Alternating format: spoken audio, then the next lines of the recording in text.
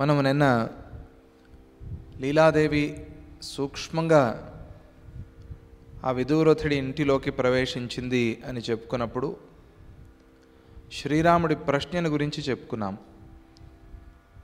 ఇదివరకే శ్రీరాముడు అడిగాడు ఒక ప్రశ్న, ఈ సూక్ష్మ శరీరం అనేది ఎలా వస్తుంది అని. అప్పుడే దానికి కొద్దిగా సమాధానం చెప్పారు. ఇప్పుడు మళ్ళీ శ్రీరాముడు అడుగుతున్నాడు. లీలాదేవి శరీరం మనలాగే స్థూలంగా ఉంది, చాలా పెద్ద శరీరం, ఏదో ఇన్ని కిలోలు ఇన్ని కేజీలు ఉంటుంది అది. మరి ఇటువంటి శరీరం అంత సూక్ష్మంగా ఒక దారంలోకి ప్రవేశించినట్టుగా ఆ ద్వార రంధ్రంలో ఎట్లా ప్రవేశించింది, ఎలా ఆ విదూరథుడి ఇంటిలోకి సూక్ష్మ శరీరంతో వెళ్ళగలిగింది అని శ్రీరాముడు అడిగాడు. అప్పుడు వశిష్ఠుల వారు చెప్తూ, ఆయన ఈ మనస్సు అనేది చాలా విచిత్రమైంది, అది ఏమి కాదు, అది అన్నీ తానే అయి ఉంది అని ఆ మనస్సుని గురించి చెప్తూ, ఎవరు యోగాన్ని అభ్యాసం చేసి ఆ జ్ఞానాన్ని పూర్ణంగా పొందారో వారికి నేను స్థూల శరీరం కాదు సూక్ష్మ శరీరము అనే భావన ఉంటుంది. అటువంటి వాళ్ళు ఆ జ్ఞాన బలంతో యోగా అభ్యాసంతో సూక్ష్మ శరీరంతో ఎక్కడికైనా వెళ్ళగలరు, ఎక్కడికైనా రాగలరు. వారికి ఎటువంటి అడ్డు ఉండదు, ఏ అదుపు ఉండదు వాళ్ళకి అని నిన్న ఆ యోగాభ్యాసాన్ని గురించి చెప్పారు. ఇక ఈరోజు అసలు సృష్టి అంటే ఏమనుకుంటున్నావు నువ్వు, అసలు శరీరం అంటే ఏమనుకుంటున్నావు? శరీరం అంటే సృష్టి అంటే మనస్సే కదా. ఆ మనస్సుని ఎలా అర్థం చేసుకోవాలి, ఆ మనస్సు ఏమై ఉంది అనేది వర్ణించి చెప్తూ నిన్నటి విషయాన్నే మళ్ళీ పొడిగించి ఈరోజు మనస్సుని గురించి తెలుపుతారు. నిన్న జ్ఞాన విషయాన్ని జ్ఞానతత్వాన్ని చెప్పారు, ఈరోజు మనో విషయాన్ని గురించి చెప్తున్నారు. నిన్న మనం మాట్లాడుకున్నాము, ఒక అసంపూర్ణ యోగి అంటే పూర్తిగా సాధన చేయని యోగి ఉన్నాడు, పూర్తిగా జ్ఞానాన్ని పొందలేదు, చాలా కష్టపడి హఠయోగంతో ఒక సిద్ధిని సంపాదించాడు. అటువంటి యోగి కూడా సూక్ష్మ శరీరాన్ని ధరించి వెళ్ళి వస్తూ ఉన్నాడు. ఇది మాత్రమే కాక భూత పిశాచాలు కూడా సూక్ష్మ శరీరంతో పోయి వస్తున్నాయి. మరి అటువంటప్పుడు సంపూర్ణ జ్ఞానులకి ఈ శక్తి ఉంటుంది అని వేరే చెప్పాలా నేను అని కూడా ఆయన ప్రశ్నించారు నిన్న. ఇక ఈరోజు ఆ మనస్సు విషయంలో మాట్లాడుతూ అంటున్నారు, నహి వార్యోర్ధ్వమాయాతి నాథో గచ్చతి పావకః యా యథైవ ప్రవృత్తాచిత్ సా తథైవ ప్రతిష్ఠిత. ఓ శ్రీరామ, నీరు ఎప్పుడూ కూడా కిందకే ప్రవహిస్తుంది, పైకి వెళ్ళదు. అది నీటి తత్వం. అది ఆ నీటి యొక్క గుణం అలా ఉంది. నిమ్న దేశానికి వెళ్ళటము అనేది నీటి తత్వం. అది ఎప్పుడూ అది పల్లంలోకే ప్రవహిస్తుంది. అలాగే నాథో గచ్చతి పావకః, అగ్ని కిందకి పోదు, పైకే మండుతుంది. కిందకి మండే స్వభావం అగ్నికి లేదు, ఇది సహజం. ఇది అలాగే యా యథైవ ప్రవృత్తా చిత్, చిత్ అంటే జ్ఞానం. ఆ జ్ఞానం ఎలాగైతే ప్రవర్తించిందో అలాగే ఉంటుంది ప్రపంచమంతా కూడా. దాని మీదే సమస్తము ఆధారపడి ఉంటుంది. బయట కూడా లోకంలో వస్తుశక్తి స్వభావాన్ని మనం ఇలాగే చూస్తూ ఉన్నాం. ఆ వస్తువు యొక్క శక్తి స్వభావం ఎట్లా ఉంటుందో మనం దర్శించేది కూడా అలాగే. నీటి యొక్క వస్తుశక్తి కిందకి ప్రవహించటం, అగ్ని వస్తుశక్తి అలా పైకి మండటం, ఇవి రెండు మనం చూస్తూనే ఉన్నాం. నిప్పు నీరు మొదలైన వాటి విషయంలో వస్తుశక్తి స్వభావము నియతంగా అలాగే ఉన్నట్టుగా నేను స్థూలదేహిని కాను అనే బలమైన అనుభవం ఉన్నవారికి ఇలా చిన్ని చిన్ని రంధ్రాల నుండి వెళ్ళటం అనేది సహజమై ఉంటుంది. వాళ్ళకి చాలా సహజం ఇది. ఎందుకంటే వాళ్ళు నేను స్థూలదేహాన్ని కాను అని పూర్తిగా భావన చేశారు కాబట్టి. ఇదేమంత విషయం కాదు. ఇది మనకి చాలా గొప్ప సిద్ధి సాధనలాగా అనిపిస్తుంది, కానీ ఇది చాలా చిన్న విషయం. ఇది వాళ్ళకి చిన్నదా? ఇది చిన్న విషయమే. అలాగే ఇళ్లలో మాత్రమే కాదు, మనస్సులోకి బుద్ధిలోకి కూడా దూరే శక్తి ఉంది. నిన్న మనం చెప్పుకున్నాం కదా, మనస్సుని. అందుకనే నా మనస్సుని శుద్ధం చెయ్యి అని సద్గురువుని ప్రార్థన చేస్తాం. నా బుద్ధిలో మంచి ఆలోచనలు నింపు. ఎలా అంటే ఆ మనస్సులోకి బుద్ధిలోకి ప్రవేశించి మనోబుద్ధుల్ని మార్చే శక్తి సూక్ష్మ శరీరం. ఆ సిద్ధిని అందుకు ఉపయోగిస్తారు సద్గురువు. ఆ సిద్ధి అందుకు ఉపయోగపడింది. ఇది ఏదో మాయా మంత్రాలు చేయటానికి లేకపోతే ఏదో కీర్తి కోసం వాడేది సిద్ధి కాదు ఇది. ఇప్పుడు చూడు, అందరు కళ్ళు మూసుకోండి, నేను ఇట్లా తలుపు వేసినా కూడా అట్లా వెళ్ళి వస్తాను అని ఒక చమత్కారంగా చేసేది కాదు ఇది. ఏదో ఒక మెజీషియన్ చేసినట్టుగా చేసేది కాదు ఇది. ఇది లోపల జరిగే ఆ మార్పుని తీసుకొచ్చేందుకోసం సద్గురువు ఆ శక్తిని వాడతారు. ఇది వాళ్ళకి సహజం. ఇలా ఉండటం అనేది సహజమైన శక్తి వాళ్ళకి. ఇది నువ్వేదో చాలా పెద్దది గొప్పది అనుకుని అడుగుతున్నావు, అంత ఆలోచన చేయాల్సిన పని లేదు. నీడలో కూర్చుంటే ఎండ తగలదు. అలాగే పరమాత్మను అది అద్భుతమైన వర్ణన చేసి చెప్తున్నారు. ఛాయాయాం ఉపవిష్టస్య కుతస్తాపానుభూతయ. నీడలో ఉన్నావు, ఎండ ఎలా తగులుతుంది? అంత సహజం ఇది. నీడలో ఉన్నవాడికి ఎండ తగలంత సహజం. అంటే ఆ మహాత్ములకు ఆ సిద్ధి ఉండటం అనేది అంత సహజం. ఇదేం పెద్ద విషయం కానే కాదు. యస్య సంవేదనేన్యోర్థ కేనచిన్నానుభూయతే. అలాగే ఆ పరమాత్మను తెలుసుకుంటే ఎటువంటి దుఃఖాలు ఉండవు అనేది కూడా అంతే సహజం. నీడలో ఉంటే ఎలాగైతే ఎండ తగలదో దుఃఖం ఉండదో, ఆ ఎండ కాల్చటం అనే దుఃఖం ఉండదో, అలాగే ఆ పరమాత్మని తెలుసుకుంటే దుఃఖం ఉండదు అనేది అంతే సహజం. తెలుసుకున్న తర్వాత కొన్ని రోజులకి దుఃఖం పోతుంది అని అలా కాదు. బాగా ఎండలో పడి వచ్చావు, వెళ్ళి ఆ చెట్టు నీడలో కూర్చున్నావు, వెంటనే చల్లగా అనిపిస్తుంది. కాసేపు సమయం అయిన తర్వాత అరగంటో గంటకో తర్వాత చల్లగా అనిపించటం అలా లేదు. విశ్రాంతి వచ్చి కూర్చోగానే ఆహా ఎంత హాయిగా ఉంది, ఎంత చల్లగా ఉంది అని. అంతే సహజంగా పరమాత్మని తెలుసుకోవటము దుఃఖ నివారణ అనేవి ఏకకాలంలోనే అయిపోతాయి. తెలుసుకున్న తర్వాత ఎప్పుడో అవటం అనేది కాదు. అంత మాత్రమే కాదు, ఆ తెలుసుకునే సాధన చేస్తున్నప్పుడే, ఆ మార్గంలో నడుస్తున్నప్పుడే దుఃఖ నివారణ అవుతుంది, దుఃఖాలు పోతాయి. ఆ మార్గంలో ఉంటేనే చాలంతే. అలాగే ఇప్పుడు చల్ల గాలి వస్తుంది అనుకోండి, మనం అక్కడికి వెళ్ళాల్సిన పని లేదు, ఆ గాలి తగిలితేనే చల్లగా అనిపిస్తుంది మనకి. అలాగే ఆ పరమాత్మని తెలుసుకునే మార్గంలోనే దుఃఖాలు ఉండవు అంటే ఇంకా తెలుసుకున్న తర్వాత దుఃఖం లేదు అని విశేషంగా చెప్పాల్సిన పని లేదు అనేది అభిప్రాయం.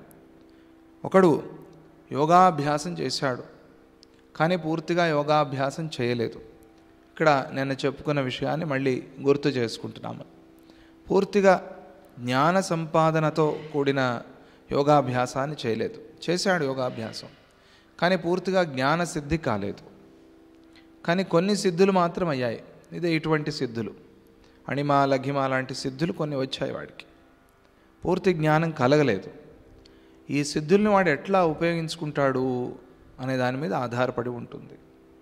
చాలా జ్ఞానం ఉంది, చాలా బుద్ధిమంతుడు, చాలా చదువు ఉంది, చాలా డబ్బు ఉంది, మంచి ఆరోగ్యంగా ఉన్నారు, ఇంట్లో అందరూ బాగున్నారు సుఖంగా.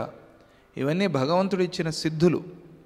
దీన్ని ఎట్లా నువ్వు వినియోగిస్తావు అనేది ప్రధానం. లేకపోతే వచ్చిన సిద్ధులు పాడైపోతాయి. ఆ వచ్చిన సిద్ధుల్ని నేను అన్నీ బాగున్నాయి కదా అని అహంకారంగా ఉంటే పాడవుతాయి. అన్నీ బాగున్నాయి, నేను ఏదైనా సేవ చేయాలి అని నీ మనస్సులో వస్తే అవన్నీ నిలుస్తాయి, దానివల్ల ఫలం కూడా నీకు వస్తుంది. వీడికి యోగ సాధన చేశాడు, సిద్ధులు వచ్చాయి. ఈ సిద్ధులతో ఇక్కడే ఆగిపోయాడు, ఇంకా పైకి వెళ్ళాలి అని ఆలోచన లేదు వాడికి. అటువంటి వాడు కూడా ఇలా సూక్ష్మంగా రావటము పోవటము ఈ పనులన్నీ చేస్తూ ఉన్నాడు. ఇంకా పూర్ణజ్ఞాని విషయంలో చెప్పాల్సిన పనేముంది? ద్వైతాన్ని పూర్తిగా నాశనం చేసుకుని, మనం చెప్పుకున్నట్టుగా భూత పిశాచాలకు కూడా ఈ శక్తి ఉంది. విచిత్రం, వాటికి కూడా శక్తి ఉన్నప్పుడు ద్వైతాన్ని పూర్తిగా నాశనం చేసుకున్న అద్వైత స్థితిలో ఉన్న యోగి, అద్వైత స్థితిలో ఉన్న జ్ఞాని, వాడికి ఇటువంటి శక్తి ఉంటుంది అని ప్రత్యేకంగా చెప్పాల్సిన పని లేదు. ఆ స్థితిలో లీలాదేవి ఉంది, తత్వజ్ఞానాన్ని పూర్తిగా పొందిన స్థితిలో ఉంది. అందువల్ల నువ్వు అలా సందేహించాల్సిన పని లేదు అని వశిష్ఠుల వారి అభిప్రాయం. అలా అంటూ ఇంకా అక్కడికి సమాధానం పూర్తి కాలేదు కాబట్టి, యథా సంవిత్ తథా చిత్తం సా తథావస్థితింగత. యథా సంవిత్, మన జ్ఞానం ఎలా ఉంటుందో మన మనస్సు అలా ఉంటుంది. అందరికీ తెలిసిన విషయం ఇది. మన జ్ఞానం ఎలాగైతే ఉందో దాన్ని అనుగుణంగా, దాన్ని అనుసరించి మన మనస్సు ఉంటుంది. ఎందుకని అంటే అది ఆ సంవిత్ యొక్క శక్తి. అది ఈ జ్ఞానం ఒక్కొక్కళ్ళకి ఒక్కొక్క విధంగా ఎందుకు ఉంటుంది అంటే అది సంస్కారం. అది ఎవరెవరు ఎంతెంత దాన్ని సంపాదించారో దానికి తగ్గట్టుగా మనస్సు ఉంటుందంతే. నేను స్థూల దేహాన్ని అనేది ఒక జ్ఞానమే. నేను స్థూలదేహం కూడా కాదు అనేది కూడా అది ఒక జ్ఞానమే. స్థూలదేహం కూడా కాదు అని ఒక పిచ్చివాడు కూడా అనుకుంటాడు, నేను స్థూలదేహం కాదు అని. అందుకనే వాడికి పడినా తెలీదు, ఆకలైనా తెలీదు, దెబ్బ తగిలినా తెలీదు. వాడిని యోగి అనటానికి అవుతుందా? కాదే. ఎందుకంటే మతి స్థిమితం లేదు. అటువంటి వాడు కూడా అనుకుంటాడు నేను స్థూలదేహం కాదు అని, వాడు కూడా అనుకుంటాడు. అప్పుడేం ప్రశ్న వచ్చింది? అయితే యోగులు మతి స్థిమితం లేని వాళ్ళు ఒకటేనా అనే ప్రశ్న వచ్చింది. కాదు, రెండిటికి చాలా తేడా ఉంది. అలా వాడు నేను కాదు అనుకున్నాడు, కానీ ఎలా అనుకున్నాడు? యోగ సాధనతో అనుకున్నాడా, లేకపోతే సాధన లేకుండా అనుకున్నాడా? సాధన లేకుండా ఏదో పూర్వజన్మ కర్మతో వాడు అనుకున్నాడు. ఎవరు? మతి స్థిమితం లేనివాడు. వాడు నేను స్థూలదేహం అనేది కూడా తెలియదు వాడికి. అందుకే ఆకలైందని కూడా తెలియదు వాడికి. పడ్డాడు రక్తం వస్తోందని కూడా తెలియదు వాడికి. అందుకని ఎప్పుడూ ఎవరో ఒకళ్ళు పక్కన ఉండాలి. వాడికి ఆ జ్ఞానం లేదు, లేకపోతే ప్రమాదాలు తెచ్చుకుంటాడు. తన శరీరం మీద ప్రజ్ఞ లేకపోతే సరే ఒప్పుకుందాం, కానీ ఇతరులకు ఏదైనా తగిలితే వాళ్ళకి నొప్పి అవుతుంది అని కూడా తెలియదు వాడికి. అందుకని ఏది పడితే దాంతో కొడతాడు. ఇది ప్రమాదం.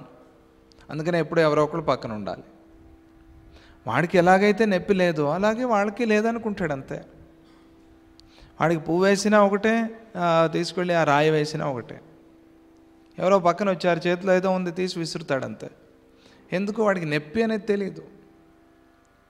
ఇది ఒక స్థితి. కాబట్టి దత్తాత్రేయ స్వామిని ఉన్మత్త ఆనందదాయక ఆయన. ఈ ఉన్మత్త స్థితి అంటే మనం అనుకునే ఉన్మత్త స్థితి కాదు. అది ఎటువంటి ఉన్మత్త స్థితి? యోగోన్మత్త స్థితి. యోగోన్మని, మనోన్మని అంటారు కదా. ఉన్మని, ఉన్మత్త ఇవన్నీ ఒకే పదంతో వచ్చినవే. యోగంతో వచ్చిన ఉన్మత్త స్థితి దత్తాత్రేయ స్వామిది. అది అందుకనే ఆయన్ని ఉన్మత్త అన్నారు. వీళ్ళకు కూడా స్థూలదేహ జ్ఞానం లేదు కదా, వీళ్ళు యోగులా అంటే కాదు. అలా అనటానికి వీలు లేదు, సాధ్యం లేదు. ఎందుకని అంటే చిత్తము చైతన్యాన్ని అనుసరిస్తూ ఉంటుంది. సంవిత్తే చిత్తమైంది. యస్య సంవేదనేన్యోర్థ కేనచిన్న అనుభూయతే. అన్ని శరీరాలకు కూడా చైతన్యమే అధిష్టానం అయి ఉంది. అధిష్టానం మన శరీరానికి ఏది అధిష్టానం? అన్ని శరీరాలకి ఏది అధిష్టానం? అమ్మవారి పేర్లలో మిథ్యా జగదధిష్టాన, ముక్తిదా ముక్తిరూపిణి. మిథ్యా జగదధిష్టాన. ఇది ఈ జగత్తు మిథ్య అంటున్నారు కదా, ఎలా కనిపిస్తోంది? ఇది మిథ్య అయితే ఎందుకు కనిపిస్తోంది అంటే ఒక అధిష్టానం ఉంది, అసలైంది ఒకటి ఉంది. దాన్ని చూడకుండా నువ్వు వేరే రకంగా చూస్తున్నావు దాన్ని. అందుకనే ఈ మిథ్యా జగత్తు నీకు కనిపిస్తోంది. దాన్ని అసలైంది ఉన్నది ఉన్నట్టుగా చూస్తే ఈ లేనిది ఎగిరిపోతుంది అంతే. లేదా లేనిది ఇది లేనే లేదు, ఉన్నది అది ఒకటే అని తెలుసుకున్నా కూడా ఇది ఎగిరిపోతుంది.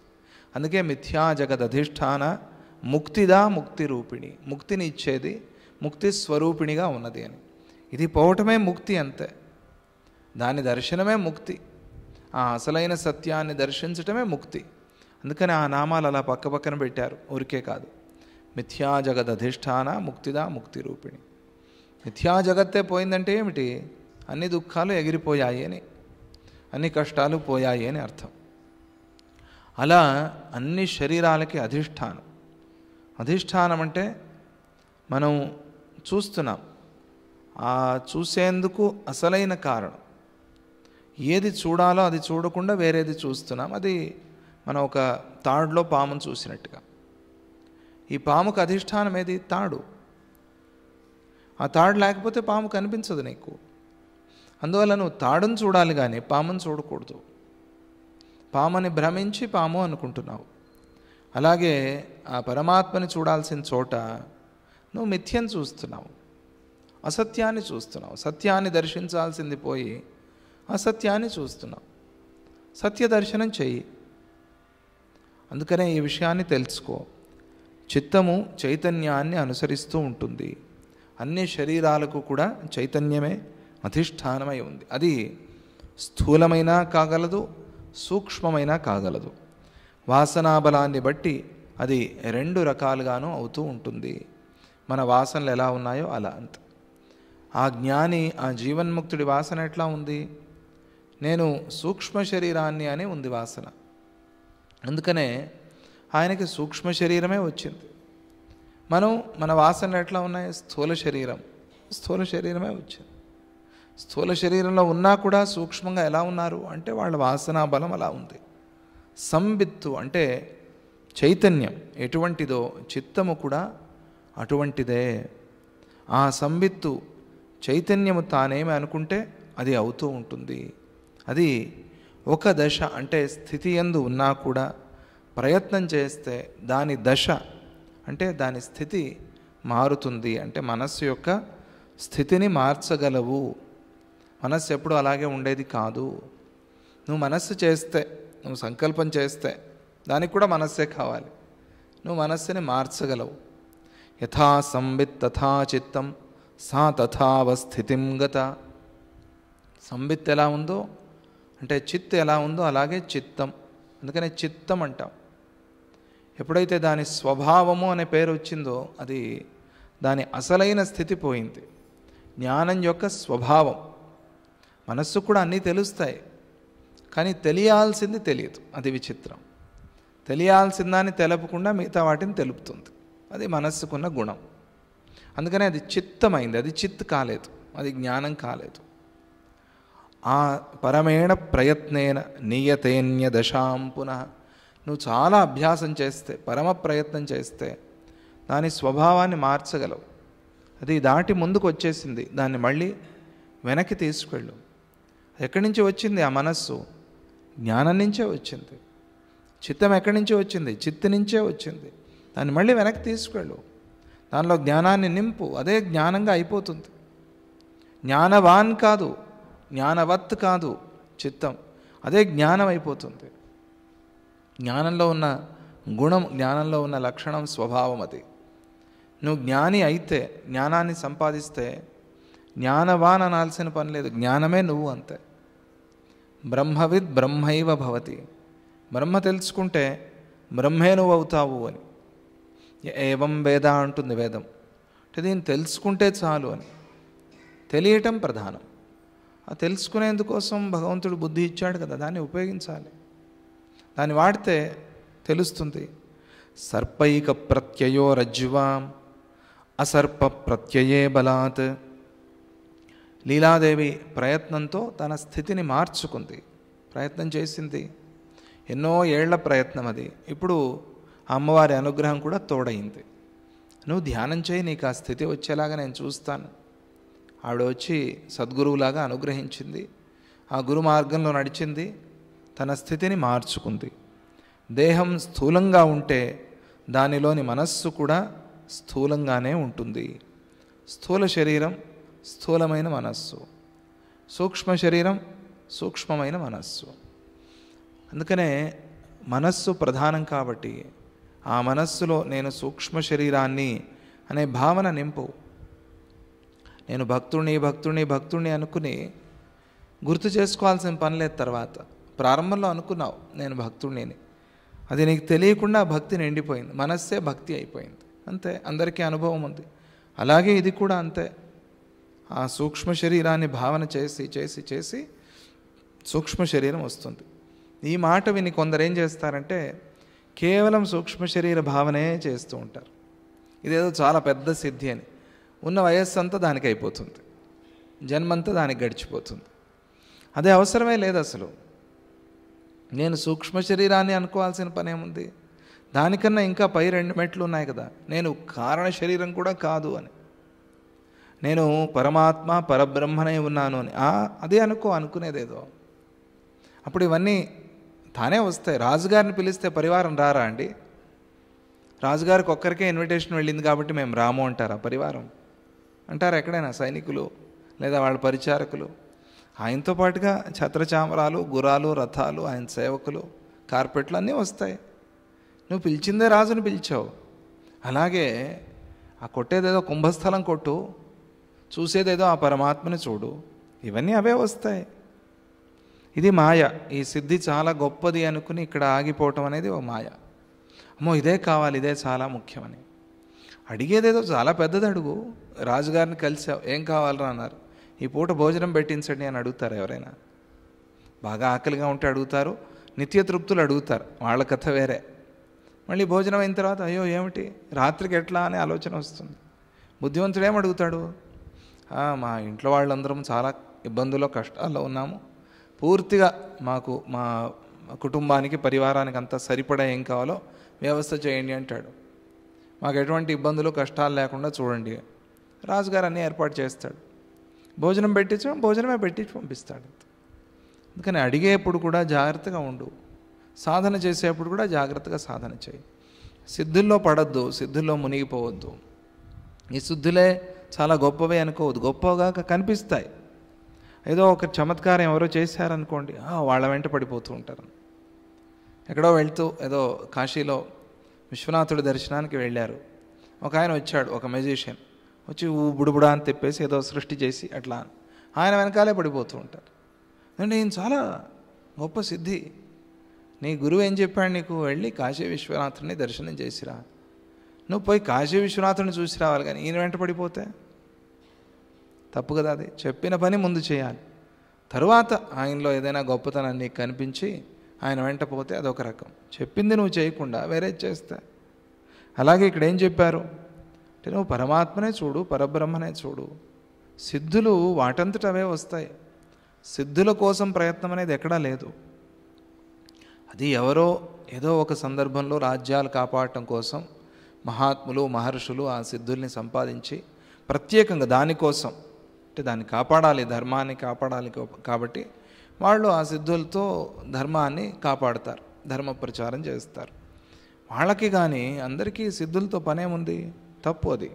అందువల్ల ఆ లీలాదేవి ప్రయత్నం చేసి ఆ పరమాత్మనే తెలుసుకుంది. దేహం సూక్ష్మంగా ఉంటే దానిలోని మనస్సు కూడా సూక్ష్మంగానే ఉంటుంది. దేహం సూక్ష్మం ఎప్పుడవుతుంది? మనస్సు సూక్ష్మమైనప్పుడే కదా దేహం సూక్ష్మమయ్యేది. అందువల్ల రెండు పరస్పరం సంబంధంగా ఉంటాయి. అందువల్ల ఆ మాట చెప్పారు. ఇంకా రజ్జువు అంటే తెలుసు కదా, తాడు. రజ్జువు యందు సర్పభ్రాంతి మరియు ఆ సర్పభ్రాంతి పోయి రజ్జు జ్ఞానబలం వల్లే కలుగుతూ ఉన్నాయి. మనకి తాడులో పాము కనిపించేది కూడా అది ఒక జ్ఞానబలమే. లేదు ఇది పాము కాదు ఇది తాడే అనుకునేది కూడా జ్ఞానబలమే. విచిత్రం. కాకపోతే జ్ఞానబలమైనా కూడా ఏది సత్యమో అది నిజమైన జ్ఞానం కదా, అది అందరికీ తెలుసు కదా. అయితే తాడులో పాము చూస్తాను ఇదే జ్ఞానం అనుకుని తృప్తిగా ఉండిపోతాను అని ఎవరు అనరు ప్రపంచంలో. అలా సాధ్యం లేదు, అలా ఉండేందుకు వీలు లేదు. ఇది ఒక జ్ఞానమే. 2 ఎంతరా అంటే వాడేదో చెప్పాడు 20, అది ఒక జ్ఞానమే. 20 అనేది ఒక జ్ఞానం. అట్లా ఊరికే ఉండటానికి అవుతుందా 2 20 అని? కాదే. అందుకనే ఏది సత్యమో ఏది అసత్యం అనేది ప్రపంచంలో ఉంది కదా, అది మర్చిపోవద్దు. సర్పైక ప్రత్యయోరజ్జువాం అసర్ప ప్రత్యయే బలాత్ నివర్తతే అన్యథాత్వేష తిష్టత్యేవ యథాస్థిత.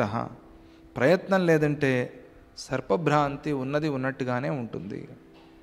అలాగే అది ఒక వ్యవహారం నడిచిపోతూ ఉంటుంది. వాడి మాయలోనే వ్యవహారం నడిపించేస్తున్నాడు. మనదంతా వ్యవహారం అంతా మాయే కదా. ఈ మాయలోనే వ్యవహారం నడిచిపోతుంది. అయిపోయింది కదా, ఇంకేంటి చాలు. వ్యవహారం నడిచిపోతున్నప్పుడు ఇంకెందుకండి తాపత్రయం అని అనుకుంటామేమో మనం. అలా అనుకున్నాం కాబట్టి ఇలా ఉన్నాము. అలా అనుకోరాదు.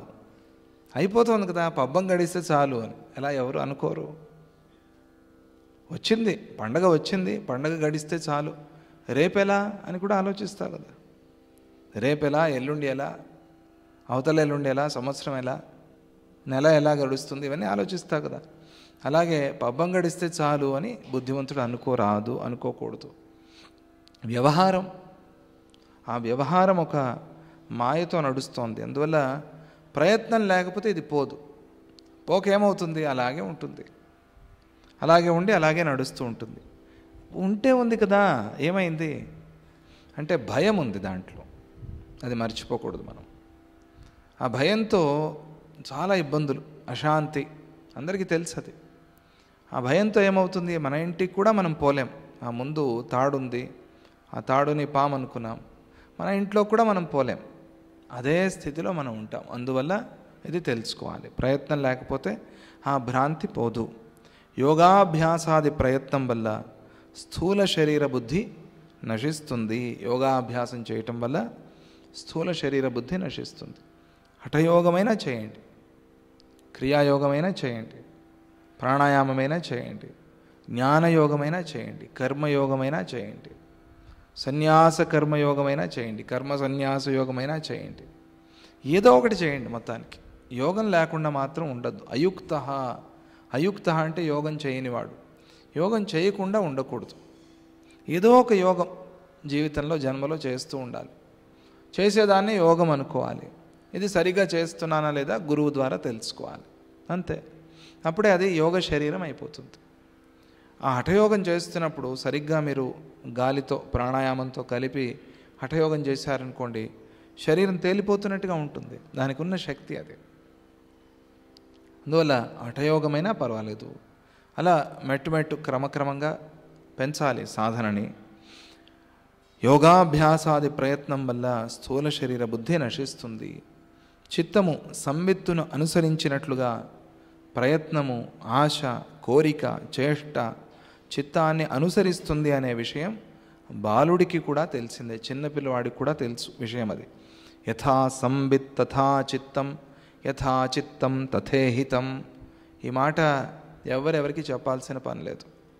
మన జ్ఞానం ఎలా ఉందో మన మనస్సు అలా ఉంది, మన మనస్సు ఎలా ఉందో మన ప్రయత్నం అలా ఉంది.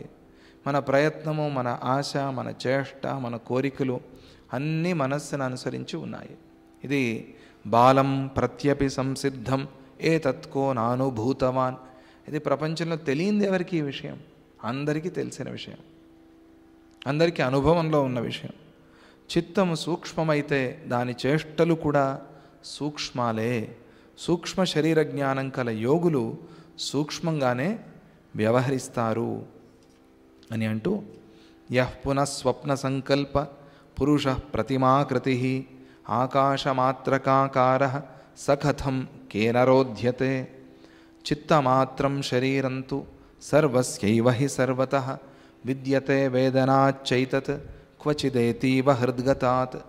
స్వప్న సంకల్ప పురుషులను పోలిన ఆకాశరూపుడు దేనితో ఎలా అడ్డగించబడతాడు? వాడిని ఎవరు ఎక్కడా ఆపలేరు. స్వప్న సంకల్ప పురుషులు అంటే మన స్వప్నంలో ఎవరినో చూస్తున్నాం, వాళ్ళు ఎలా వచ్చారు మన స్వప్నంలోకి? ఎవరు ఆపారు? ఎవరు పొమ్మన్నారు? ఎవరు రమ్మని లేదు, ఎవరు పొమ్మని లేదు. అట్లా వచ్చాడు, అట్లా పోయాడు. ఎవరైనా ఆపగలిగారా? లేదు. సంకల్ప పురుషుడు, మనమే ఒకళ్ళు ఎవరో లేని వాళ్ళని ఉన్నారు అనుకున్నాం, ఎవరు ఆపగలరు? ఆ ఉదాహరణ చూడండి ఎలా ఉంది. నీ కలలో వచ్చిన మనిషి ఎలా వచ్చాడో, నీ ఊహల్లో వచ్చిన మనిషి ఎలా వచ్చాడో నీ ముందు, అంత తేలిగ్గా వచ్చిపోతున్నారు వీళ్ళు ఈ సూక్ష్మ శరీరంతో.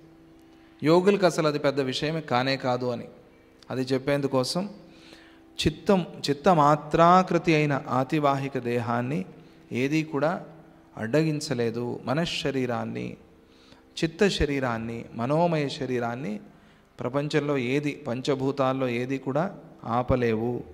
జ్ఞాన ప్రభావంతో ఈ స్థూల శరీరమే మనశ్శరీర భావంలోనూ పరమాత్మ చిత్తవృత్తులను అనుసరించియే భౌతిక దేహం యొక్క ఉత్పత్తి లయాలు జరుగుతూ ఉన్నాయి. భౌతిక దేహం, మన శరీరం రావటం, శరీరం పోవటం, ఇవన్నీ దేనివల్ల జరుగుతున్నాయంటే ఆ చిత్తాన్ని, ఆ పరమాత్మని అనుసరించే ఇవన్నీ జరుగుతున్నాయి. అందుకనే మనస్సుని ఆయనలో పెట్టాలి, ఆయనలో లయం చేయాలి అని చెప్తారు. నా మనస్సును నువ్వు తీసుకో, నా నా సమస్తము నీకే అర్పణ అంటున్నాము, కానీ ఇవన్నీ నువ్వు ఇచ్చినవే. నేను ఏదైనా అర్పణ చేయాలి అంటే నా మనస్సుని అర్పణ చేయాలి. ఆ మనస్సును నువ్వు తీసుకో. ఇది ఎలా ఇవ్వాలో తెలియటం లేదు. నీ మనస్సుని నీకు అర్పితం చేయాలి. ఈ మనస్సును నువ్వు తీసుకోవాలి, అప్పుడు నా జన్మ బాగవుతుంది అని ప్రార్థన చేశారు ఇక్కడ శివానంద లహరిలో.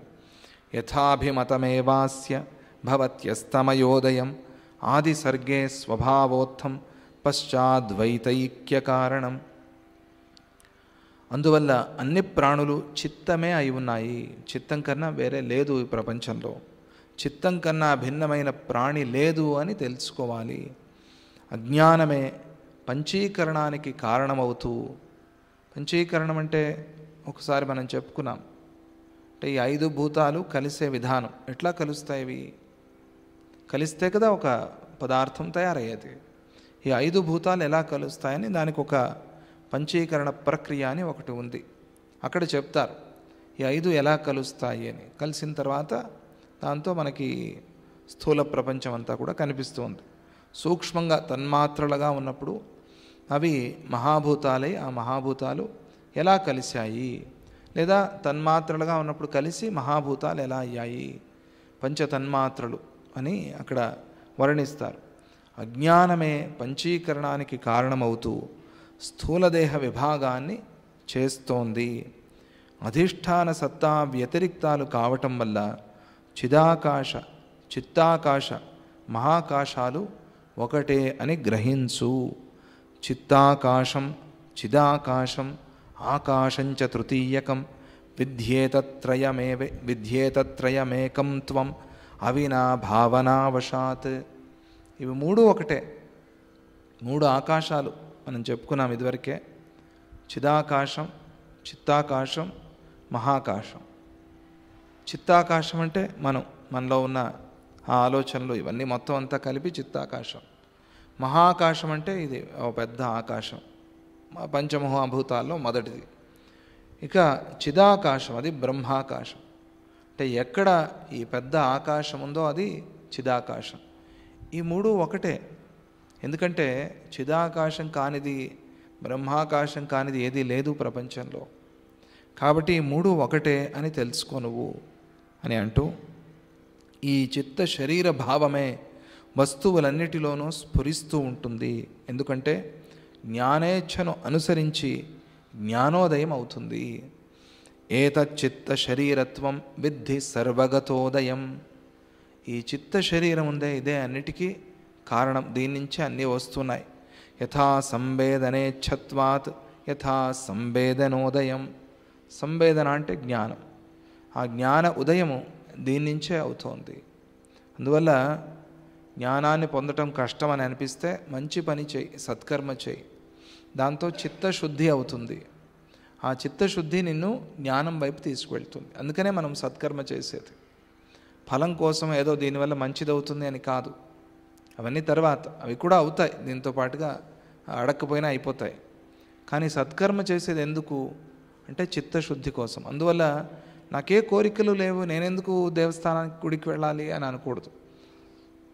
ఏ కోరికలు లేకపోయినా నాకే కోరికలు లేవు అని అంటున్నావు కదా, అదే అహంకారం.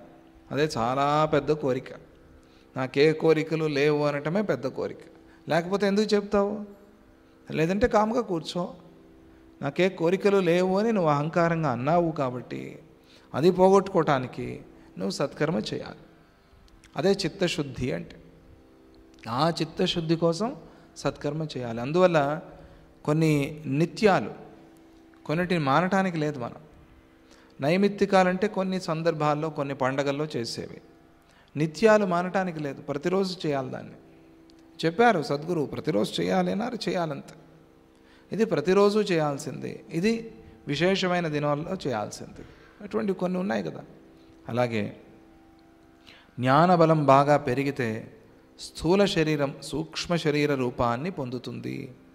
జ్ఞానం ఇంకా బాగా పెరిగితే, ఇంకా బలపడింది అనుకుందాం, చిత్తం పంచభూత రూపాన్ని పొందుతుంది. మనస్సుకి పంచభూత రూపాన్ని పొందే శక్తి వస్తుంది.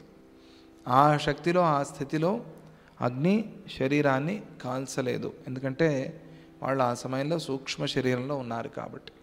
ఇదే శివరాత్రి రోజు అగ్ని పూజ రోజు స్వామీజీ చూపించేది. అది ఆయన శివారాధనగా చేస్తున్నారు, మనం దాన్ని సిద్ధిగా, శక్తిగా మనం చూస్తున్నాం. అది మన భక్తి. అది ఆయన అది ఒక నిత్య సాధనలాగా చేస్తున్నారు స్వామీజీ. ఇదివరకు ప్రతి ఆదివారం కూడా కొన్నిసార్లు అగ్ని పూజ చేసేవాళ్ళు ఒకప్పుడు. తర్వాత దేవీ నవరాత్రుల్లో, శివరాత్రుల్లో అగ్ని పూజ చేశారు. తర్వాత ఒక శివరాత్రికి మాత్రమే చేశారు. తర్వాత ఇది చాలు అనుకున్నారు, అప్పుడే ఆపేశారు. అది పంచభూతమే తానైపోయినప్పుడు అగ్నిని ఎట్లా కాలుస్తుంది? అగ్నికి కాల్చే శక్తి ఉందా? అది ఆ స్థితి. పంచభూతమే తానైపోతుంది. అజ్ఞానం కలిస్తేనే చిత్తమైంది. చిత్ అంటే జ్ఞానం. అది చిత్తం ఎట్లా అయింది అంటే దాంట్లో అజ్ఞానం కలిసింది. అంటే ఇది శుద్ధ జ్ఞానం కాదు, దాంట్లో అజ్ఞానం కలిసింది. అందుకనే అందరికీ ఒక ప్రశ్న, ఎవరి జీవుడంటే దానికి నేరుగా సమాధానం పరమాత్మే.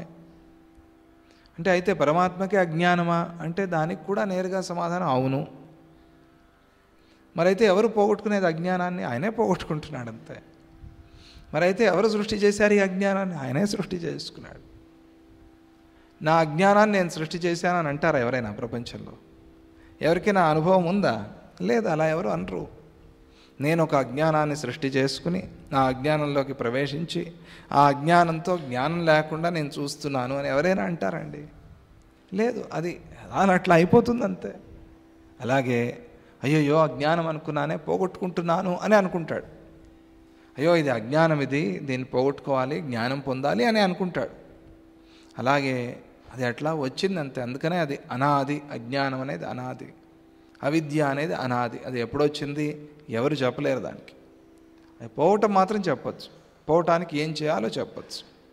అలాగే అజ్ఞానంతో కలిస్తేనే చిత్ అంటే సత్ చిత్ ఆనందాలు. చిత్ ఉంది కదా, ఆ చిత్తమైంది.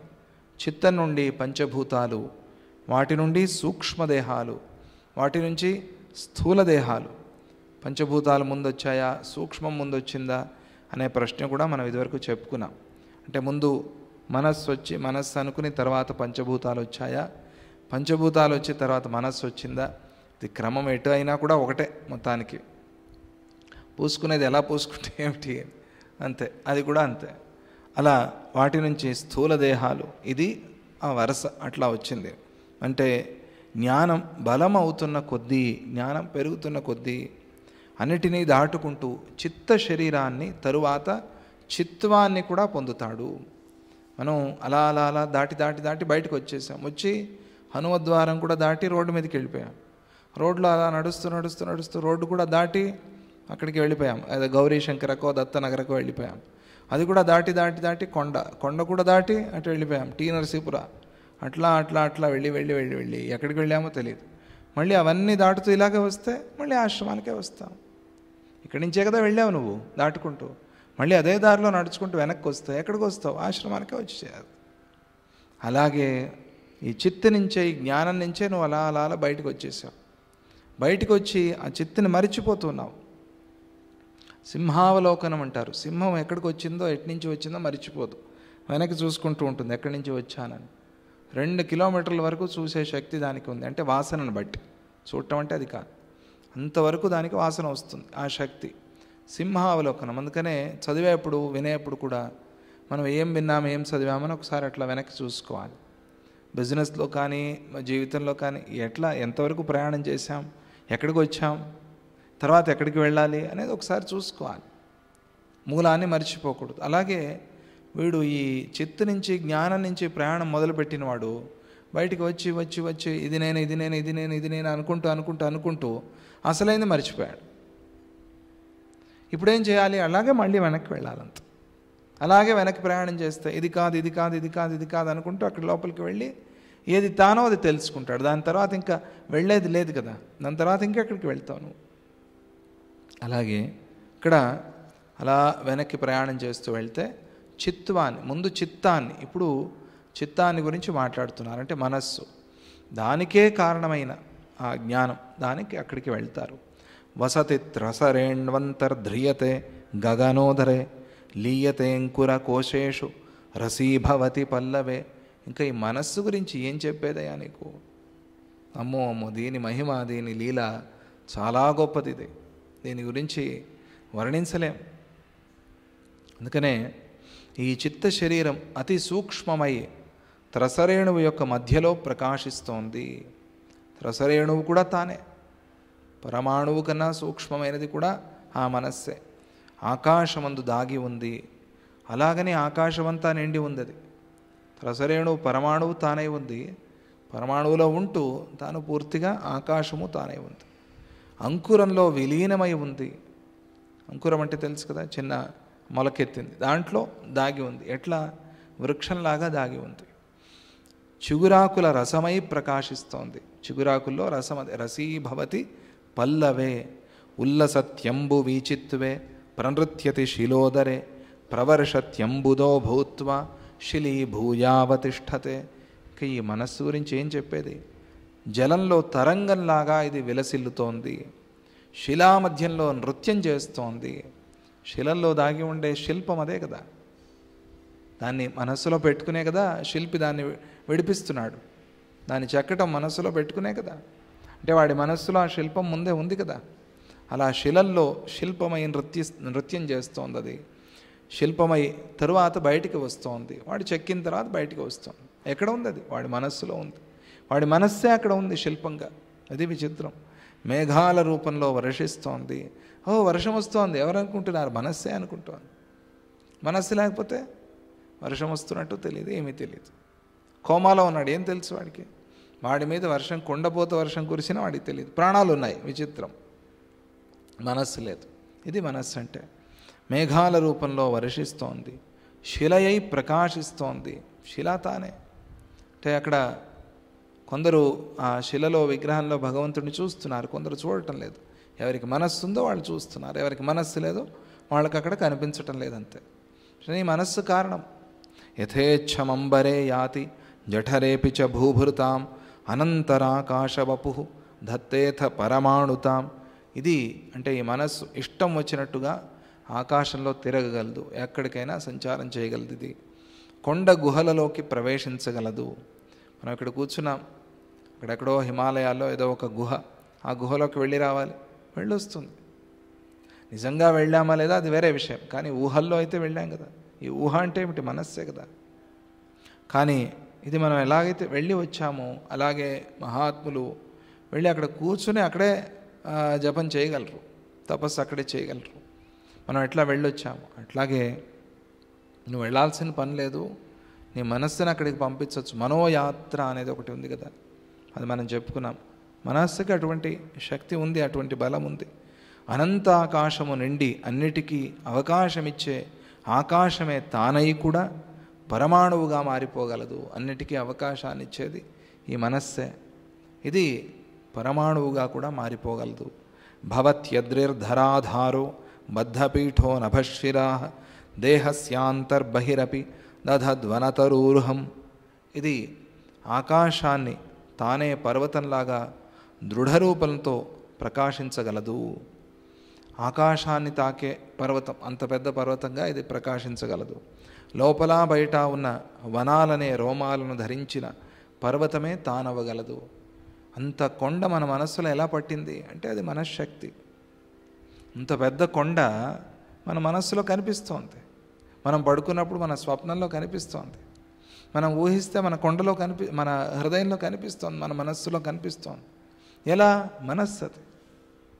అది లోపల ఆ పర్వతాన్ని చూపించగలదు, బయట ఆ పర్వతాన్ని చూపించగలదు. అది మనస్సు యొక్క శక్తి. అది భవత్యాకాశమాధత్తే కోటి పద్మజ సద్మనాం అనన్యా స్వాత్మనోంబోధి రావర్త రచన ఇవ.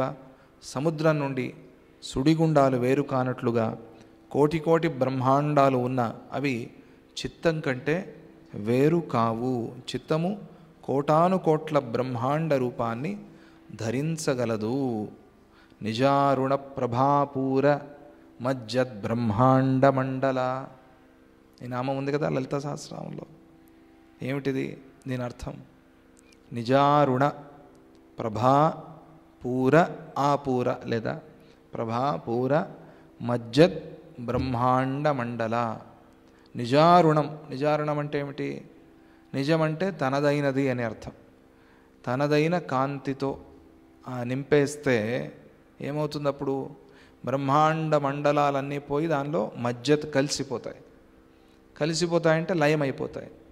లయమైపోతే ఇంకేముంది? అప్పుడు ఏమీ లేదు, మిగిలింది ఆ పరాశక్తి మాత్రమే. అలా ఆ స్థితి ఈ చిత్తం ఉందే, ఈ చిత్తమే బ్రహ్మాండాల్ని కల్పిస్తోంది. అంటే అర్థం ఏమిటి? ఈ చిత్తంలోకి బ్రహ్మాండాలన్నీ వేసేసి ఈ చిత్తాన్ని తీసుకెళ్ళి మహాపూర్ణాహుతి చేసేస్తే ఏమైంది?